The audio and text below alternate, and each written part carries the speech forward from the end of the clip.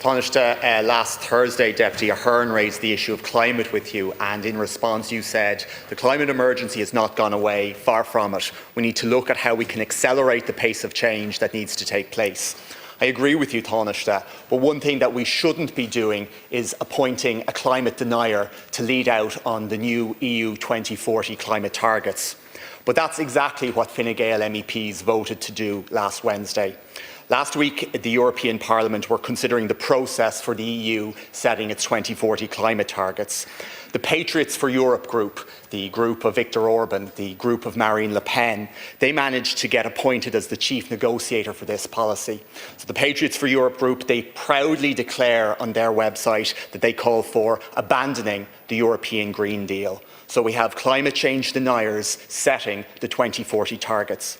The Greens in the European Parliament led a vote to stop this, but the European People's Party, the party of Fine Gael, your party, Taoiseach, supported allowing climate deniers set the 2040 targets. And what's more, 3 of the 4 Fine Gael MEPs, Regina Doherty, Nina Carberry, Sean Kelly, each voted to allow this happen.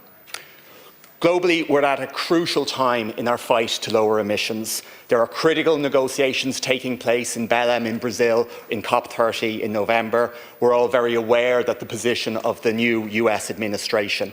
So that's why the leadership that the EU has demonstrated over so many years is so critical. It's why it's so critical who leads out on setting the EU climate targets. That's never been more important. And that's why the vote of the EPP and the vote of your 3 MEPs could not have come at a worse time.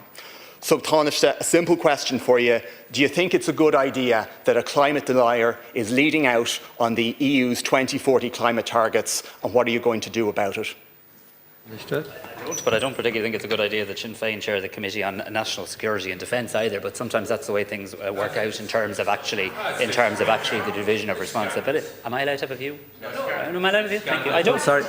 What's scandalous about me having a view that I'd rather you didn't? What's wrong with that?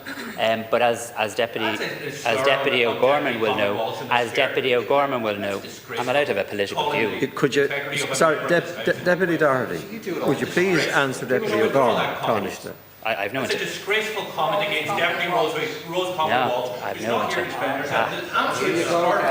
It's a cheap stuff. I don't believe Sinn Féin should chair a committee on national security. Absolutely. That's kind of not a shocking position for the leader of Fine Gael to hold, that I don't think he should be anywhere near national security. And I'll continue to hold that work day and night to make sure he never does. The point I'm making to Deputy O'Gorman is this, that my understanding in relation to this is that the rapporteur positions in relation to European parliamentary committees are divided up, if not quite by a d'Hondt system, by a system reflecting the various strengths of parties in the Parliament. My understanding is that Fine Gael only has 1 MEP, I think, on the Environment Committee, Sean Kelly, who is a substitute member. And my understanding also is I think that there was a procedural vote in relation to this issue rather than a substantive vote. But can I say this, with the greatest of respect to committee rapporteurs, I think we need to have a sense of perspective here as well. This person won't be the decision maker. They won't be setting the targets. Those are matters for the democratically elected members of the European Parliament. I think if you're being fair to my party's environmental record in the European Parliament, as your predecessor, or sorry, not your predecessor, but as Kieran Cuff, a previous Green Party MEP was, the Fine Gael party has worked very constructively on climate issues, and indeed all of the Fine Gael MEPs voted in favour, for example, of the climate restoration law, something which was remarked upon positively by Kieran Cuff, who specifically singled out Sean Kelly for praise. In fact, there were only 2 Irish MEPs who didn't vote for that, a Sinn Féin MEP and an independent MEP as well. So I'm proud of my party's record on climate. I'm proud of the work that government and Ireland is doing in relation to climate, and we certainly have a lot more work to do in relation to this. And I did outline in the House last week some of the areas where I thought we needed to see a serious acceleration, and how the National Development Plan would be an opportunity to endeavour to accelerate that work as well. I'm certainly happy to look into further details in relation to the procedural matters, but the Fine Gael party is proudly a party that believes in the need for urgent climate action. And I believe anything to do with who the rapporteur of a committee was a procedural matter based on the relative strength of parties and groupings in the Parliament. Gorman. Thanks, Taoiseach. So there was a vote in the European Parliament last week, and Fine Gael MEPs, 3 of them, voted to have André Knotek as MEP, as the rapporteur on the climate policy. And during his term in the European Parliament, he said, the policies of climate activists, as you are not leading to save the climate. You're lying to people about that, if it will be ambitious, that there will be no floods and so on. But that's not true. You've no data, you've no science base, you've no impact assessment, you're just lying.